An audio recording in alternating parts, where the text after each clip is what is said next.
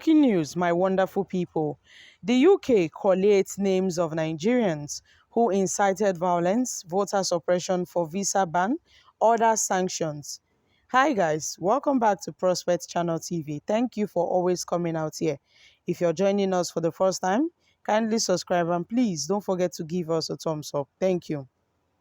The United Kingdom has said it is collating information with a view to taking action against some individuals adjudged to have engaged in anti-democratic behaviors in the governorship and the state assembly election in Nigeria.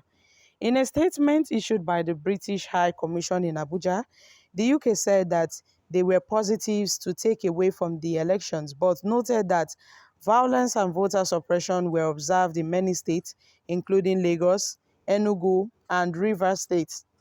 The European country condemned the use of the inflammatory ethnic religious language by some public and political figures. The High British Commission said those are positive makers to build on for future elections. However, they were notable points of concerns. The members of our observation mission personally observed violence and voter suppression in numerous voting locations.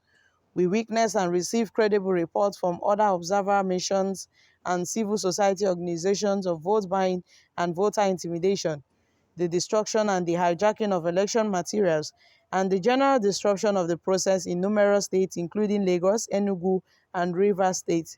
In addition, we've observed incidents of harassment of journalists, freedom of speech, and a free press as are crucial for a healthy democracy.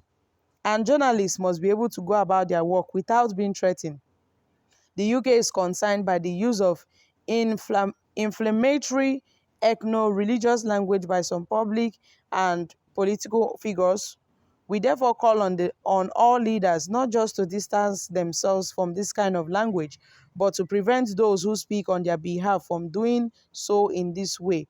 Guys, the UK Minister of State for Development and Africa, Andrew Michel, MP, said on 21st February that the UK is prepared to take action against those who engage or incite electoral violence and other anti-democratic behaviors, and actions could include preventing those people from obtaining their UK visas or imposing sanctions under our human rights sanctions regime. We can confirm that we are collating relevant information with a view to taking action against some individuals. My wonderful people, this is really happening. The UK, they don't come chook mouth for Nigeria matter. Now, they don't collate names of Nigerians. Those top politicians, those people who don't come out to, incite violence, voter suppression. They say, see, we are going to place these guys on a visa ban. Yes, and other sanctions. They are going to place them on a visa ban and other restrictions because they are concerned about the welfare and the well-being of Nigeria. During the elections, they were foreign observers who were observing the elections. And at the end of the election period, they concluded that this election that was conducted, the February 25th presidential election, also the March 11th governorship elections, was full of vote buying, voter intimidation, destruction, hijacking of election materials, and other things. Thuggery. People were being intimidated. People were not allowed to come out and cast their vote. That was what they observed. Meanwhile, our own presidents have commented that these elections went on free and fair. That yes, despite there were little issues, but then the elections were successful, my wonderful people. But then we have the UK Commission who have stated that, see, all is not well in Nigeria.